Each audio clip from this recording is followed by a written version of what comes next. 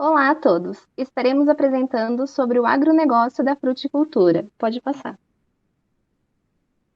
Eu sou a Beatriz e o grupo é composto, além de mim, pelo Eduardo, pelo Guilherme, pela Luara e pelo Luiz Miguel. Pode passar. Primeiramente, é preciso encontrar uma definição para a fruticultura. Assim, como o próprio nome já indica, fruticultura é a ciência do cultivo de plantas frutíferas com o objetivo de produzir frutos comestíveis, seja para consumo próprio, para comercialização in natura ou sob a forma industrializada de néctares e sucos. Em linhas gerais, pode-se dizer que esse interessante ramo da agricultura possui um comportamento bastante peculiar. E eu vou explicar o porquê. O Brasil, ele é o terceiro maior produtor mundial de frutas, perdendo apenas para a China e para a Índia. O próximo. Só que, no entanto, somos apenas o 23º exportador, uma posição bem modesta diante do nosso potencial. No ano de 2020, produzimos 40 milhões de toneladas de frutas, de um total de 340 milhões de toneladas colhidas em todo o mundo. Mas exportamos pouco mais de 1 milhão de toneladas, ou seja, só 2,5% da produção. Fato é que, apesar desses números, a fruticultura brasileira vem se preparando para competir mais ativamente no mercado internacional e também para aumentar a sua participação na economia do país. E assim, apesar da pandemia, a tendência de crescimento não se estagnou, havendo um aumento de 7% nas exportações de frutas no primeiro trimestre de 2021. Pode passar. Atualmente, o Brasil conta com 30 polos fruticultores espalhados por diversas regiões. As quatro maiores produções são de banana laranja, uva e maçã. E essa é uma atividade nobre do ponto de vista socioeconômico, porque os produtores individuais são em sua maioria pequenos. Assim, o setor de fruticultura está entre os principais geradores de renda, de emprego e de desenvolvimento rural do agronegócio nacional. E por isso apresenta significativa importância social, em particular em regiões mais pobres, que não contam com muitas alternativas para dinamizar a economia local. No geral, são cultivados 2,5 milhões de hectares com frutas no Brasil, gerando cerca de 5 milhões de empregos. A citricultura brasileira, como já mencionado, em termos de área é a maior do mundo, e o Brasil é o maior exportador de sucos concentrados. O aumento do consumo de frutas in natura e de sucos naturais é uma tendência mundial que pode ser aproveitada pelo Brasil como uma forma de incentivar o aumento da produção e também da qualidade das frutas. As principais frutas exportadas em valor em 2020 foram manga, melão, uva, limão, melancia, caju, maçã e banana. Com relação ao consumo, mesmo consumindo internamente 97,5% da produção, o Brasil ainda é o nono país em consumo de quilos de frutas por ano, com 57 quilos. No entanto, apesar desse quadro, não pode-se deixar de falar que nós ainda importamos volumes significativos de frutas frescas e industrializadas, como acontece com a pera, ameixa, uva, kiwi, entre tantas outras. Pode passar, por favor. Mas afinal, o que explica essa pequena participação brasileira no mercado mundial de frutas? Se o Brasil apresenta condições ecológicas para produzir frutas de ótima qualidade, tanto pela sua diversidade de climas e de solos, como pela sua variedade de espécies? Segundo o Abrafrutas, existem razões de ordem cultural e outras demandantes de políticas públicas que limitam significativamente o desempenho do setor no mercado externo. Entre as primeiras está o nosso gigantesco mercado interno, que consome a maior parte da produção e sem o mesmo nível de exigência de qualidade que têm os consumidores de países mais ricos. Outras questões ainda dependem de registro de defensivos adequados para as frutas, análise de risco de praga e doenças nas frutas importadas, além de enfrentamento de barreiras comerciais tarifárias ou não tarifárias por parte dos importadores. A exigência de certificados, protocolos e análises fitossanitárias são apenas alguns dos desafios enfrentados pelo Brasil. No que se refere à logística, o Brasil vive grandes entraves, havendo dificuldades nos mais diversos modais para o armazenamento, para o transporte desta carga.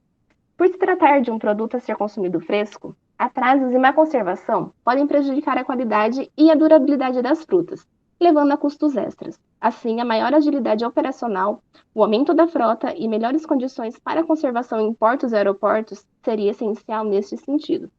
Outros fatores ainda podem contribuir com esses números, mas o que falta mesmo é ainda uma estratégia de cadeia produtiva que permita o crescimento desse setor. Sabe-se que o país possui polos exportadores extremamente maravilhosos e que, apesar dos desafios, é certo que o Brasil pode crescer e muito ainda neste ramo. O próximo. Falando agora sobre a banana, pode passar. Ela é a segunda fruta mais produzida e consumida no país e apresenta grande destaque social, sendo consumida pelas diferentes classes sociais. No Brasil, os principais estados produtores são São Paulo, Bahia e Minas Gerais. E de 2001 a 2019, a produção se manteve praticamente estável, com baixo crescimento de toneladas colhidas e uma baixa redução na área plantada. É produzida principalmente por pequenos produtores, em atividades familiar, com baixa organização e possui uma cadeia produtiva pouco complexa, mas com vários problemas. A cadeia da banana, de forma resumida, começa na produção, envolvendo a aquisição de insumos e mão de obra. Quando colhida, é vendida para os intermediários que juntam lotes ou os próprios produtores maiores repassam para os ceasas, varejos e indústrias que vão processar ou distribuir in natura para o consumidor final. Pode passar. A maior parte da produção é para o consumo interno, então o Brasil exporta pouca banana, mas os principais destinos são Uruguai e Argentina. É o segundo maior país com área plantada, mas apenas o quarto maior produtor, isso por conta da baixa produtividade por hectare, que fica em torno de 15 toneladas por hectare, enquanto outros países, como a Índia e a China, produzem de 30 a 40 toneladas por hectare. Essa baixa produtividade ocorre por falhas na cadeia produtiva, sendo as principais a falta de tecnologia e manejo adequado da plantação, transporte fora dos padrões, incidência de pragas sem o devido tratamento e problemas na comercialização, como a falta de transparência nos preços e de classificação das frutas pela qualidade. A pandemia agravou alguns problemas, que vão desde o preço dos insumos até o da comercialização, sendo esse preço nem sempre repassado de forma correta para os pequenos produtores. Mas, de acordo com o CPEA, mesmo com o aumento dos custos em 2020, a rentabilidade ainda foi positiva para os produtores. Boa parte desses problemas seriam resolvidos se a bananicultura tivesse cooperativas fortes e atuantes, atribuindo mais coordenação entre os pequenos produtores e entre os elos da cadeia. Por fim, há espaço para a produção de banana no Brasil, principalmente em relação ao aumento da produtividade por hectare, e esse aumento seria escoado sem dificuldade para a indústria, que possui alguns produtos interessantes pelo valor agregado, ou até mesmo para o aumento da exportação. Pode passar. Tratando um pouco sobre a melancia, pode passar. O nome científico da fruta é Citrullus lanatus. A melancia é pertencente à família das cucurbitáceas, a mesma que o pepino, o melão, entre outros. E contando um breve histórico da sua origem, a melancia é originária da África, acredita-se que do deserto de Kalahari, e o primeiro registro de colheita de melancia se deu há cerca de 5.000 anos, no Egito, como descrevem hieróglifos encontrados. E no Antigo Egito, as melancias eram colocadas nos túmulos dos reis para alimentá-los na vida após a morte. Partindo do Egito, a melancia se espalhou por todos os países ao longo do mar Mediterrâneo, levada pelos navios mercantes. E por volta do século X, a melancia foi levada até a China, que é atualmente o maior produtor e consumidor da fruta. E já durante o século XIII, a melancia se propagou pelo resto da Europa através dos mouros e depois através dos escravos, a melancia foi levada para as Américas. Pode passar, por favor. Tratando sobre as características do fruto, o formato da melancia ele pode ser arredondado ou alongado, e de casca lisa, verde ou rajada por manchas amareladas, e possui uma polpa abundante, que varia de cor branca e rosa, amarelada e avermelhada. E as suas sementes elas são chatas e negras, e também lisas, e ficam dispersas por toda a grande polpa. E no Brasil não existe uma classificação oficial que atenda os diferentes mercados. Com isso, normalmente os frutos eles são classificados com base no seu peso, então temos a graúda, a média e a miúda. E além disso, o ponto de colheita da melancia ela ocorre entre 28 e 45 dias após a fecundação das flores. E geralmente esse período ele corresponde a 65 a 75 dias após o plantio. E as variedades mais cultivadas no Brasil é de origem americana e a japonesa, e vem ganhando mercado os híbridos por causa da sua alta produtividade. Também vale mencionar que a atividade produtiva de melancia no Brasil apresenta um perfil predominante pela produção familiar, sendo uma colheita manual. Agora, tratando um pouquinho sobre o pós-colheita, envolve a seleção de frutos e classificação quanto ao tamanho e peso. Então, as frutas grandes, acima de 12 quilos, são para o mercado interno e as pequenas para mercados diferenciados, que seria o consumo individual ou exportação. Pode passar, por favor. Tratando um pouco agora sobre a produção. No mundo, China, Irã, Turquia e Brasil são os maiores produtores mundiais, correspondendo a 75% da produção, que equivale a 118 milhões de toneladas. Agora, vindo aqui para o Brasil, a melancia já é a terceira espécie frutífera mais produzida no país, e desde 2009 a cultura ela mantém colheitas superiores a 2 milhões de toneladas, sendo uma das principais frutas em volume de produção mundial. E é o sexto produto mais comercializado da CEAGESP. E os principais estados produtores da fruta é o Rio Grande do Norte, Rio Grande do Sul e São Paulo. Com isso, as principais regiões produtoras de melancia acabam sendo o Nordeste e o Sul, que contribuem respectivamente com 35% e 18% do total da produção nacional, e em seguida vem a região Sudeste, com 14% da produção nacional. Pode passar, por favor. Falando sobre exportação e importação, em relação às exportações do primeiro semestre de 2021 foi de 30,26 mil toneladas, volume 29% superior ao acumulado no mesmo período de 2020. E as receitas alcançaram 13,80 milhões de dólares. E vale também estar ressaltando que o Rio Grande do Norte participou com o maior envio, sendo o maior produtor e exportador da fruta. Além disso, a melancia encontra-se entre os 10 produtos hortifrutícolas mais exportados. E os principais países importadores da fruta são os Estados Unidos, Alemanha, Canadá, China e França, que em 2018 acumularam 50% das importações mundiais. Por fim, outro ponto a ser mencionado é que, no início da pandemia, em 2020, a demanda de melancia reduziu no varejo, diante das recomendações de isolamento social, e no atacado, que seriam os entrepostos de abastecimento, porque não houve grande movimentação em vendas no comércio, e os compradores diminuíram seus pedidos à lavoura, o que levou os fruticultores a negociar a safra com preços muito inferiores ao esperado para a época, mesmo com a baixa oferta no período. Mas mesmo com essa baixa na cadeia da melancia, o mercado internacional, as vendas de frutas foram consideradas positivas. Agora eu passo a palavra para o Guilherme. Agora eu vou falar um pouco da uva. Bom, primeiro falando das características gerais, a uva ela é utilizada frequentemente para produzir doce, vinho e passas, podendo também ser consumida de forma natural. Ela é conhecida pelo seu nome científico Vitis sp e é da família Vitaceae e originária do Sudeste Asiático.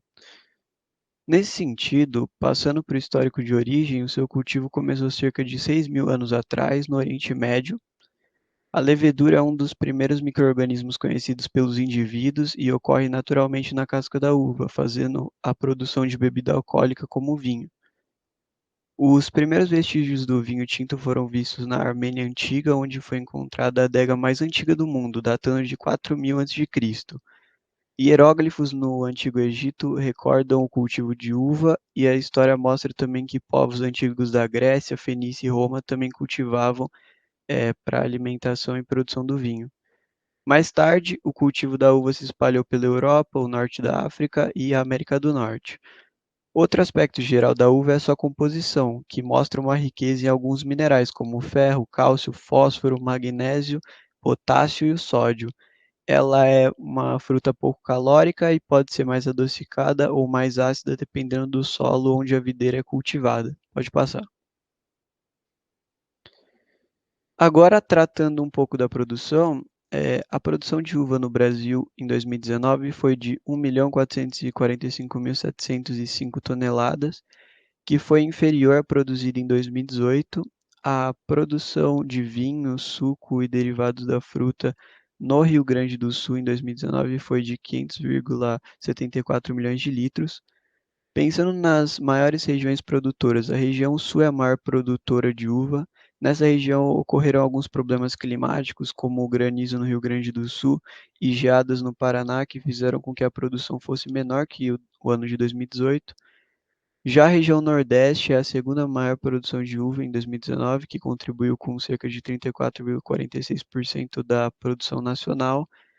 Essa região apresentou uma redução de 0,3% em relação ao ano anterior. Os principais estados produtores de uva são Rio Grande do Sul, Pernambuco e São Paulo. Pode passar. Dentro da exportação e importação, a vitivinicultura é deficitária no comércio internacional. Em 2019, o déficit foi de 344,93 milhões de dólares. As exportações somaram 104,79 milhões de dólares em 2019, com um aumento de 5% em relação a 2018. O principal item das exportações são as uvas de mesa, que em 2019 atingiram 45 mil toneladas. Segundo a tabela apresentada, os países que o Brasil mais exportam uvas frescas são os Países Baixos, com 19.526 toneladas, abaixo da média de 2018, o Reino Unido, com 13.501 toneladas, e os Estados Unidos, com 6.118 toneladas. Em 2019, as importações totais somaram 449,72 milhões de dólares, que foi inferior em 1,32% em comparação com o ano anterior. Existe no país uma maior importação de vinho para o mercado interno brasileiro. E os maiores importadores mundiais de uva são o Bloco Econômico da União Europeia e os Estados Unidos. Pode passar. No Brasil, ainda faltam informações sobre a representatividade do setor na economia. Além disso, existe uma base de dados limitada para realizar de maneira mais precisa as análises dessa natureza da uva. Além disso, a cochonilha pérola da terra é um inseto que ataca as raízes da videira. Ela é considerada a principal praga na cultura da uva, sendo responsável por grande perda da produção em várias regiões do país. O ataque do inseto ocorre apenas na fase jovem, uma vez que os adultos não apresentam aparelho bucal. Além da perda de vigor pelas plantas, as plantas atacadas apresentam o entrenó mais curto, folhas com manchas amareladas e as nervuras e bordas voltadas para baixo com manchas necróticas nas margens. Em plantas jovens, o ataque pode até causar a morte.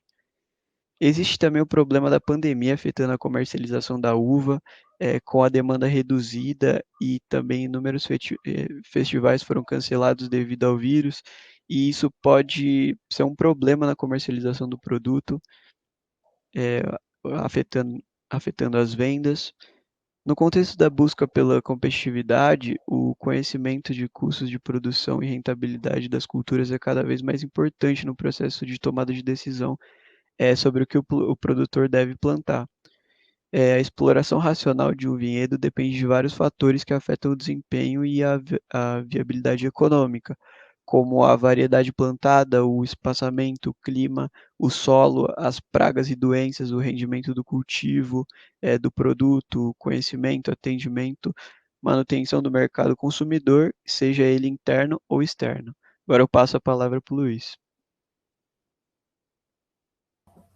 Pois bem, entrando no mercado da manga, podemos citar elementos gerais. Primeiramente, o nome científico, como Mangifera indica, a família Anacardiaceae, que é parente do caju, de origem asiática. E seu breve histórico se remonta antes de Cristo, e há vestígios de século X depois de Cristo e século III depois de Cristo, vestígios na África. E depois, no século XV, XVI e XVII, se espalhou com as grandes navegações pelos portugueses e espanhóis para o resto do mundo. Analisando suas principais variedades, percebemos 4 variedades importantes. A Tommy Atkins, que é a mais exportada no mundo e a mais cultivada no Brasil. A Palmer, originária nos Estados Unidos e foi introduzida no Brasil na década de 60.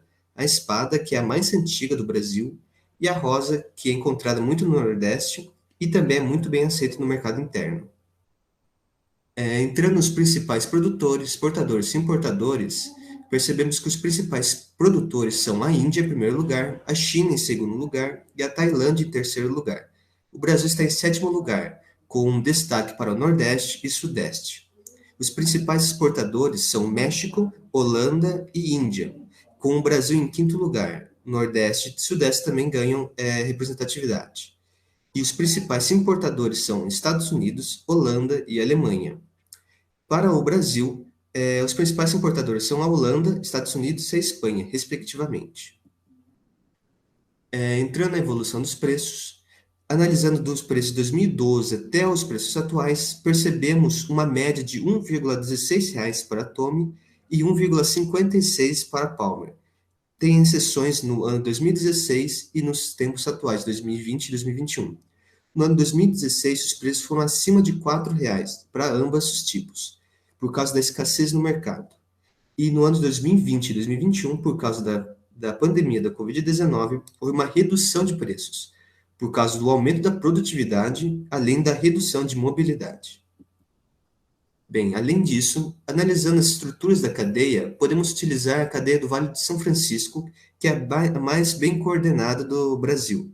Nele, percebemos altos custos de implementação, o que dificulta a entrada de pequenos produtores, além de um SAG bem coordenado, com vários associativismos e vários cooperativismos. O primeiro elo importante para ser citado é a fazenda, onde há a produção da manga. Depois, através de rodovias, interliga packing houses, que são unidades de beneficiamento, onde são feitas a lavagem, classificação, embalagem e armazenamento. E depois, novamente, uma rodovia, chegam-se aos portos, que vão levar ao mercado externo. Bem, além disso, os principais problemas associados a isso, como já dito antes também, os preços altos dificultam a entrada de pequenos produtores, mas também o excesso de chuva e doenças também causam danos à produção, como a antracnose e o ódio. Bem, fazendo uma conclusão geral da fruticultura, percebemos vantagens e desvantagens em todos os ambientes. Primeiramente, verificamos o ambiente organizacional e institucional. As vantagens desse ambiente são uma grande produção fruticultora nacional, um grande consumo também nacional, uma grande demanda externa e também incentivos governamentais. As desvantagens estão associadas a problemas da cadeia produtiva, problemas com os custos logísticos e também com barreiras tarifárias e barreiras de qualidade de diversos países. Além disso, o ambiente tecnológico também ganha destaque, com vantagens para grandes investimentos na região do Vale do São Francisco, com expansão da área cultivável no Cerrado e aumento da produção, claramente. E as desvantagens estão associadas à dificuldade de acesso aos pequenos proprietários. Bem, por último, o ambiente competitivo tem 3 grandes ressalvas: grande número de concorrentes, uma dificuldade de diferenciação e uma grande demanda. Certo? E essa foi a nossa apresentação. Muito obrigado.